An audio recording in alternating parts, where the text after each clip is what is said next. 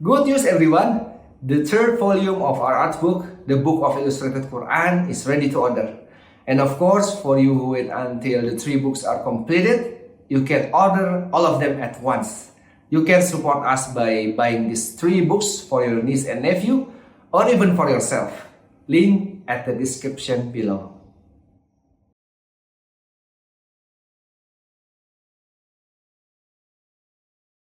She said, I was very young at the time. I didn't know a lot of Quran. 2/3 or more of the Quran has already been revealed, and you don't know a lot of Quran? What have you been doing? The kind of double standard that exists. We separate character from the teaching of deen. We separate those two things. So you can have halaqat of tafsir, and you can have halaqat of like studying very advanced Islamic sciences. You've got some very elaborate texts that you're going through and you're studying and you're learning from. And you're sitting there learning from it and you're memorizing these things, and sometimes mothers are learning them and they're ignoring their children. Your first rights is to your kids. I want to remind you of something remarkable. Aisha radiallahu ta'ala anha, we all know how close she was to the Messenger of Allah sallallahu alayhi wasallam, and we all know how much of hadith is attributed to Aisha radiallahu ta'ala anha. And she's got profound memory, she's got photographic memory.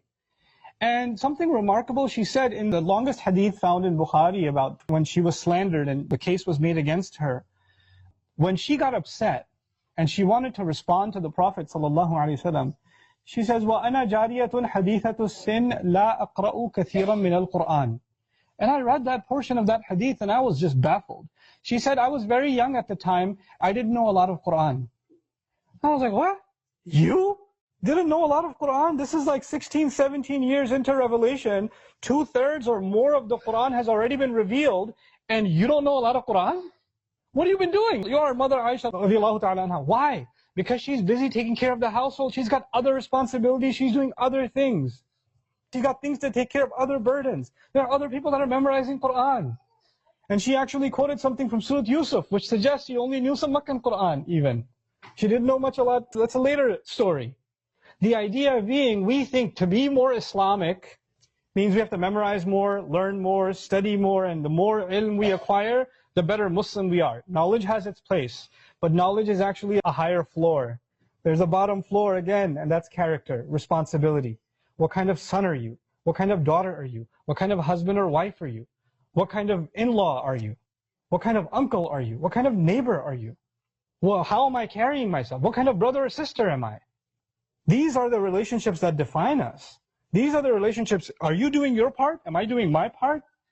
If somebody else is doing wrong, how do I respond to ignorance? Do I have a hot temper? I don't care how many books I've memorized or how good my qira'ah is.